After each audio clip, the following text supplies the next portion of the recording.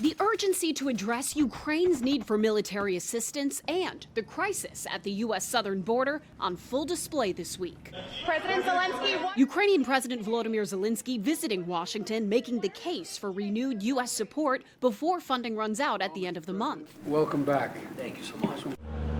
And at the southern border, migrant encounters topped 10,000 in a single day Tuesday, according to Fox News. On Capitol Hill, Republicans insist a package for Ukraine be conditioned on major border and immigration policy changes. Define what's required for asylum here in the United States, make that a little more stringent.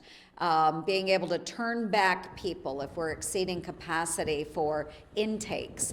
Congress has not been able to comprehensively address this contentious issue in decades. President Biden says his team is working with Senate Republicans and Democrats on a bipartisan compromise. Both in terms of changes in policy and provide the resources we need to secure the border.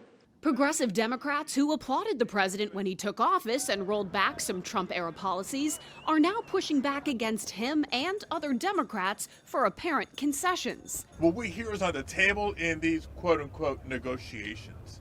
A return to Trump-era policies is not the fix. There will be meaningful changes in border policy being put forward. That will upset some folks on my side of the aisle, but I think it's needed. And on the other side of the aisle, many Republicans disagree on more support for Ukraine. Ukraine is going to have to cede some territory to the Russians, and we need to bring this war to a close. What we're going to do is provide Ukraine with the weapons they need to defend themselves against a brutal invasion by Putin. If the Senate manages to reach a compromise, a whole new set of challenges awaits in the House, where the new Republican speaker may or may not accept what they've handed down. On Capitol Hill, I'm Altrell Nashar reporting. That's all I'm going to say about it right now.